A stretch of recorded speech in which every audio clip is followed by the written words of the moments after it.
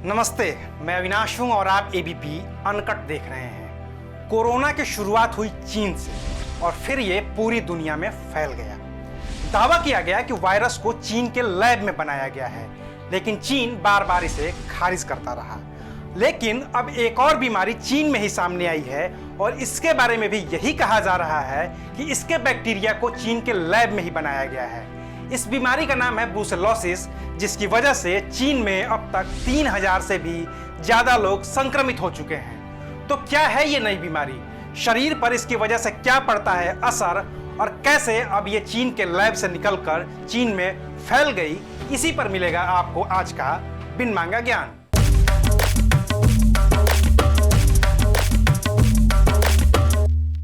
चीन भले ही यह दावा करता हो कि कोरोना का वायरस उसकी लैब में नहीं बना है, लेकिन दुनिया के ज्यादातर लोग चीन की इस बात से इत्तेफाक नहीं रखते हैं। शायद ही कोई ऐसा देश होगा जिसने चीन को इस मामले में क्लीन चिट दे दी हो कि वायरस उसकी लैब में नहीं बना है।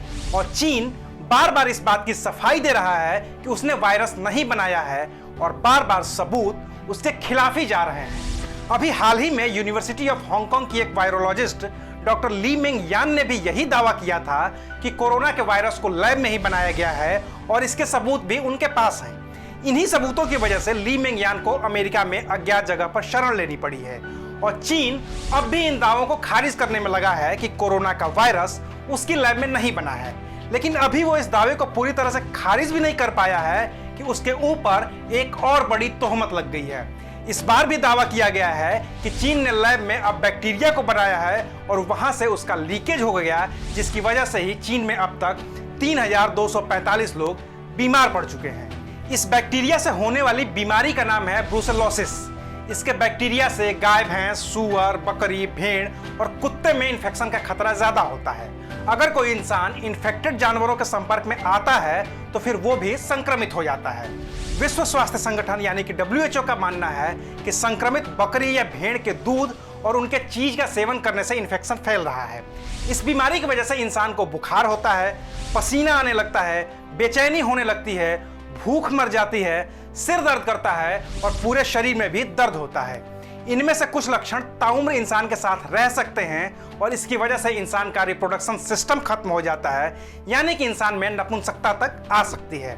डिप्रेशन और लीवर में सूजन हो सकती है, गठिया का खतरा बढ़ सकता है, इंसेफेलाइटिस और मेनिंजाइटिस के भी चांसेस हो सकते हैं।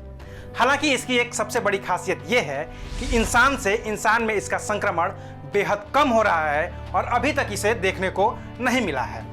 रही बात बीमारी के सामने आने की, तो गांसू के शहर लांझोउ में दवाई बनाने की कंपनी है झोंगमू लांझोउ। ये साल 2019 में 24 जुलाई से 20 अगस्त के दौरान जानवरों को संक्रमण से बचाने के लिए एक वैक्सीन पर काम कर रही थी। इसी वैक्सीन को बनाने के दौरान गैस की लीकेज हो गई और गैस की चपेट में जो भी आया बीमार पड़ गया। लांझोउ वेटनरी रिसर्च इंस्टीट्यूट में 28 नवंबर 2019 को इस बात का पता चला था। हालांकि जैसे कोरोना के आंकड़े को लेकर चीन पर संदेह बना है कि उसने आंकड़े छिपाए हैं, ठीक वैसा ही इस बैक्टीरिया की वजह से बीमार होने वाले लोगों के साथ भी हो रहा है। कहा जा रहा है कि चीन इस बीमारी के आंकड़े को भी छिपा रहा है। इस ब्रूसेलोसिस को माल्टा फीवर या मेडिटेरेनियन फीवर ही कहा जाता है। ये हवा से फैलने वाली एक बीमारी है, तो इससे बचाव का फिलहाल एक ही उपाय है कि मास्क लगाइए, ठीक वैसे ही जैसे कोरोना से बचाव के लिए लगाते हैं। और इस बीमारी के बारे में अभी तक पता चला है कि ये जानवरों के संपर्क में आने से फैलती है, तो किसी भी जानवर के पास जाने से पहले सावधानी बरतिए। बिना उबाले दूध मत पीजिए और मिल्क प्रोडक्ट का इस्तेमाल करते वक्त और ज्यादा सावधानी बरतिए। बाकी तो इस बीमारी से अभी तक मौतें नहीं हुई हैं, तो उम्मीद की जा सकती है कि चीन ने बीमारी पर काबू पा लिया होगा। बाकी तो जो अपडेट्स होंगे हम उन्हें बताएंगे। देश दुनिया की तमाम खबरों से अपडेट रहने के लिए डाउनलोड कीजिए एबीपी का लाइव ऐप और देखते रहिए एबीपी अनकट। शुक्रिया। एबीपी न्यूज आपको रखे आगे।